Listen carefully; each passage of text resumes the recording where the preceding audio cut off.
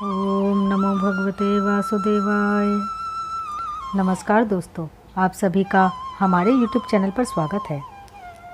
आज हम आश्विन मास के शुक्ल पक्ष की पापाकुंशा एकादशी की कथा का श्रवण करेंगे। अर्जुन कहने लगे कि हे जगदीश्वर, अब आप कृपा करके मुझे आश्विन माह के शुक्ल पक्ष की एकादशी के विषय में भी बतलाइए। इस एकादशी का क्या नाम है तथा इसके व्रत का क्या विधान है? इसका व्रत करने से किस फल की प्राप्ति होती है? कृपया यह सब विधान पूर्वक कहिए। भगवान श्री कृष्ण ने कहा, हे कुंती नंदन, आश्विन माह के शुक्ल पक्ष की एकादशी का नाम पापाकुंशा एकादशी है। इसका व्रत करने से सभी पाप नष्ट हो जाते हैं तथा व्रत करने वाला अक्षय पुण्य का भागी होता है। आश्विन शुक्ल एकादशी के दिन इच्छित फल प्राप्ति के लिए भगवान विष्णु का पूजन करना चाहिए। इस पूजन के द्वारा मनुष्य को स्वर्गलोक की प्राप्ति होती है।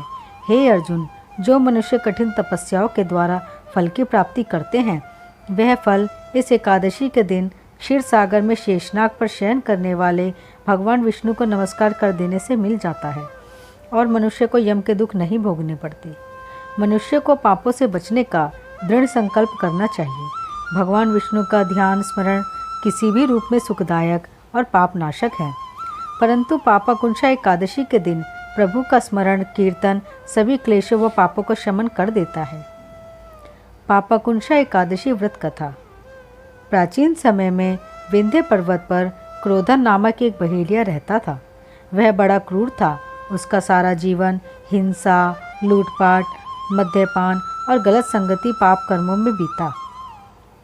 जब उसका अंतिम समय आया तब यमराज के दूत बहेलिये को लेने आए और यमदूत ने बहेलिये से कहा कि कल तुम्हारे जीवन का अंतिम दिन है, हम तुम्हें कल लेने आएंगे। यह बात सुनकर बहेलिया बहुत भयभीत हो गया और महर्षि अंगिरा के आश्रम में पहुंचा और महर्षि अंगिरा के चरणों पर गिरकर प्रार्थना करने लगा, हे ऋषिवर, मैंने जीवन भर पाप कर्म ही किए हैं।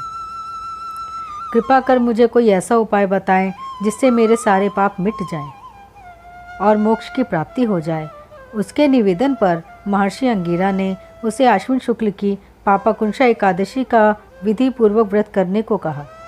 महर्षि अंगिरा के कहे अनुसार उस बहेलिये ने यह व्रत किया और किए गए सारे पापों से छुटकारा पा लिया और इस व्रत पूजन के बल से भगवान की कृपा से वह विष्णु लोक को गया।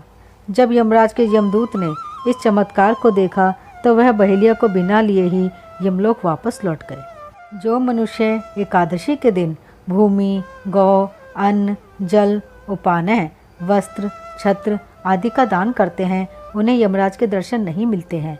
दरिद्री मनुष्य को भी यथाशक्ति कुछ दान देकर कुछ पुण्य अवश्य ही अर्जित करना चाहिए। जो मनुष्य तालाब, बगीचा, धर्मशाला, प्याऊ, अन्न क्षेत्र आदि बनवाते हैं, उन्हें यम के दुख नहीं मिलते। वे इस लोक में स्वस्थ, दीर्घायु वाले तथा धन धान्य से पूर्ण होकर सुख भोगकर अंत में स्वर्गलोक को जाते हैं। हे अर्जुन, इन सब का सारांश यह है कि जो मनुष्य धर्म करते हैं उन्हें सुख मिलता है और जो अधर्मी हैं उन्हें दुर्गति भोगनी पड़ती है। पापाकुंशा एकादशी की कथा यहीं समाप्त होती है।